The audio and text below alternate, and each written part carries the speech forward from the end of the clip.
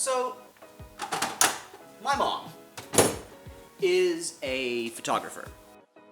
Like, a for real professional photographer. And because of that, we always had cameras around the house, like this one. This is the first camera I ever learned how to use. This is a Pentax K1000. It's a great camera, doesn't require any batteries or anything like that. You just literally wind it and shoot. Pretty cool stuff. But when I was about 12 or 13, my mom bought a camera that was weird. What she bought was this. This is a Canon Rebel 2000, and this camera was weird for two reasons. One, it's a Canon, which my mom has never been a Canon shooter. When she shot film, she was 100% Pentax, and since she's moved digital, she's been 100% Nikon, like all the way, all the way.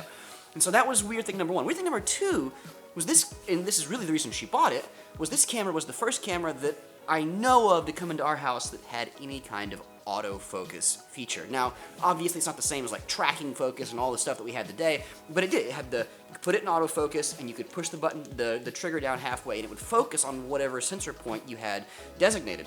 And that was just like game-changing in a lot of ways. As far as I know, this is the closest thing to a point and shoot that we ever owned as a family when I was a kid. But like I said, it was just an oddity in my life, and it's interesting that for something that was just such a weird, like, oh yeah, that was a thing, it's weird that this is still a part of my life today. Okay, well, not this one specifically, but we did just get 12 Rebel T7i's, which is the new digital version of the Rebel, to be the introductory DSLR for the students that I work with. And so this is my review of this camera. I hope I like it since I'm the one who bought them. Alright, let's unbox it.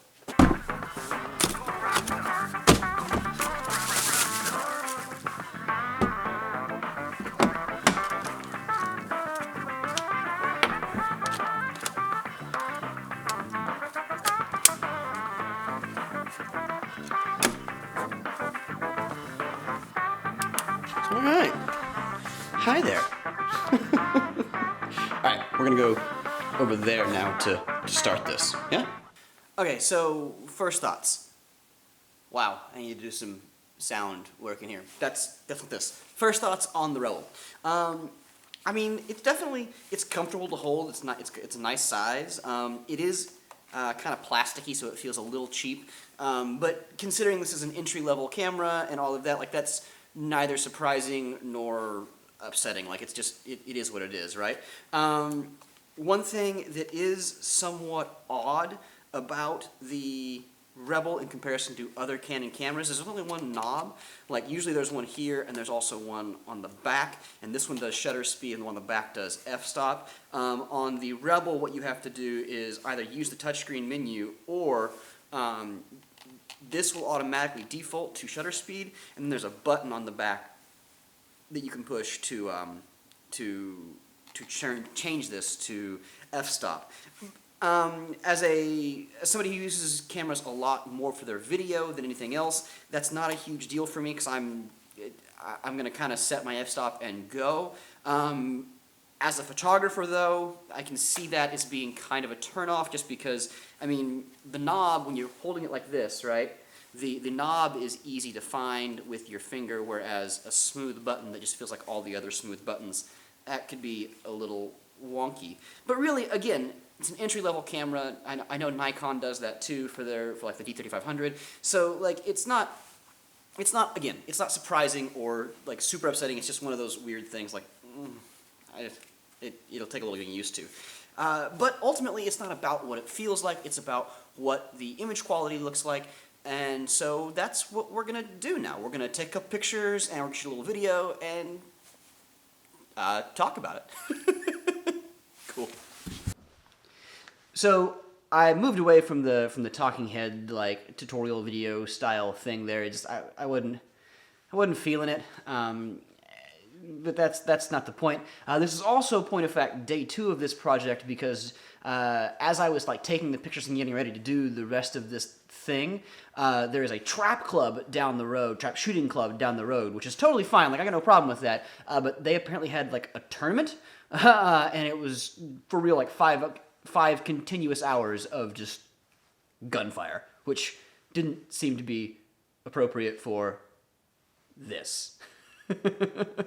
Anyway, so I took a few pictures with the Canon Rebel, and it was all with the neutral color profile and utilizing the white balance preset. So I didn't actually manually dial in my white balance or anything like that. I used the incandescent preset when I was shooting inside, and I used the sunlight preset when I was shooting outside, just to keep things simple. The first shot I took was just of my tools over there. This was at f4, which is as fast as this camera's kit lens can go, at an ISO of 400 with a shutter speed of 1/50th of a second. Because I'm shooting with the neutral color palette here, you can see that, you know, the colors are a little muted. It's not super contrasty, but that's stuff that you can add back in post. And honestly, this is a pretty usable picture. For kicks and giggles, here's my edit, how I would normally like grade this and use it. The next picture I took was actually of my daughter. This is not really the picture I wanted it to be. This was the light test for the picture I wanted it to be, but she ran away and wouldn't hold still, so this is what I got.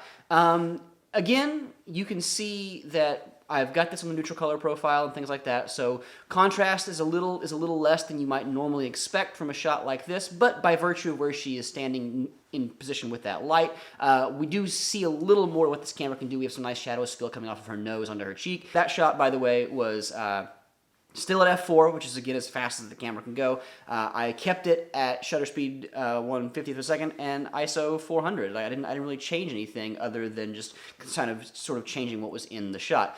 Again, here's my edit of this picture. This last shot I'm going to show you is actually just a picture of a tree. It's outside the shop.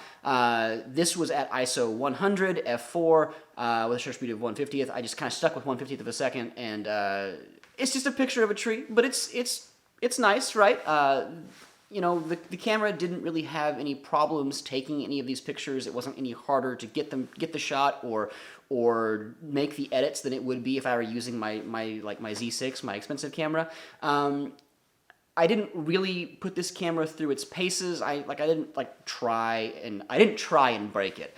And the reason for that is, I mean, this is really about how comfortable is the camera to use, because I know that all cameras in this sort of in this price range, in this category, right? They're all gonna have usable dynamic range, but not great. They're all gonna be okay, but not stellar at low light. They share common weaknesses. So I'm not really looking for those things because I know they exist. I'm just looking for how easy and you know, fun the camera is to use. And the answer to that is, it's pretty good, you know.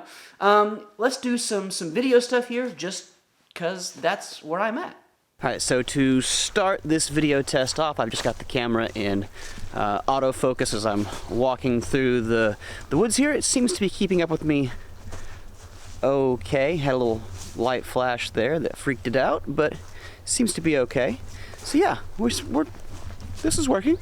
Let's see. So, you know, the true test of autofocus is to have it whipped around, so that's what we're gonna do. So, trees, me.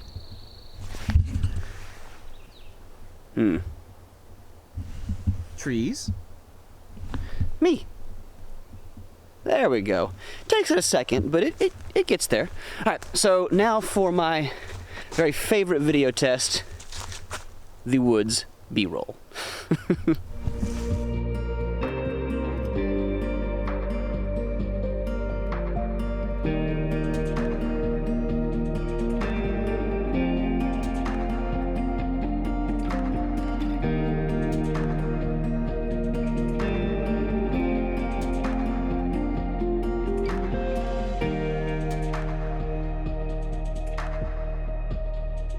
Alright, that seemed to work pretty well.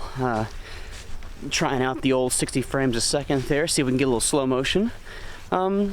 yeah, we'll go back, put it on the computer, see what it looks like. I have every faith that it will be just fine. As far as video goes, I mean, the Rebel is very similarly to how it performs with photography. It's totally adequate. I mean, it has everything that I need it to have to do the kinds of things that I do. It's got 24 frames a second, it's got 60 frames a second, it's got full 1080 PHD. It doesn't do 4K, which is kind of a drawback, but it's not as big of a deal for me as it is for some people. I like 4K. 4K is great. It's just not the end all be all for me. As long as I have at least HD, I'm probably going to be okay with what I'm getting.